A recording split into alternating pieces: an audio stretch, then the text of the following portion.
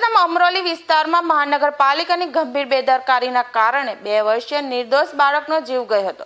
5 ફેબ્રુઆરીએ Variyav Chhaprabhatha road T point નજીક ભરાતી બુધવારી બજારમાં તૂટેલા ગટરના ઢાંકણામાં પડી જતા 2 વર્ષીય કેદાર વેગડનું દુઃખદ અવસાન થયું હતું। આ પ્રકરણમાં અમરોલી પોલીસે સાપરાધ મનુષ્યવધનો ગુનો નોંધવામાં આવ્યો હતો। છેલ્લા 2 મહિનાથી અમરોલી પોલીસ આ બંને જવાબદાર અધિકારીઓને શોધી રહી છે, પણ પકડી પાડવામાં નિષ્ફળ રહી છે। છેલ્લા 2.5 મહિનાથી પરિવારજનો પણ પોલીસ સ્ટેશનના ધક્કા ખાઈ રહ્યા છે। જોકે હજુ સુધી ન્યાય ન મળ્યો હોવાથી પોલીસની કામગીરી સામે પણ સવાલો ઊભા થઈ રહ્યા છે।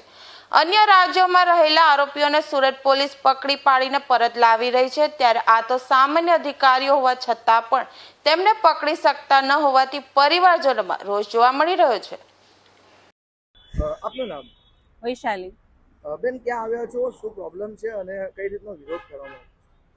અમે અમરોલી પોલીસ સ્ટેશનમાં આવ્યા છીએ। મારો બાબો ગટરમાં પડી ગયેલો તેના માટે। તો શું કીધું પોલીસ દ્વારા? અત્યારે તમે કેટલા દિવસથી આવી રહ્યા છો અને શું પ્રોબ્લેમ આવે છે? અમે 2 મહિનાથી 2.5 મહિનાથી તો કમસે કમ ધક્કા ખાઈએ જ છીએ, જ્યાંનો પડી ગયો છે ત્યાંનો।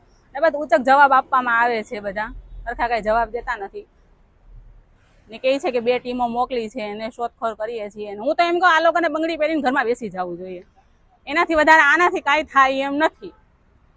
એ વસ્તુ કરાય બેસ્ટ છે।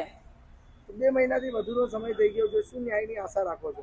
ન્યાયની આશા એ જ છે કે જે ભાઈ આની પાછળ જે હતા એ લોકોને સજા થાય, જે અમને કલમ મૂકી છે એના પ્રત્યે જે સજા થતી હોય એ થાય એ લોકોને એમ।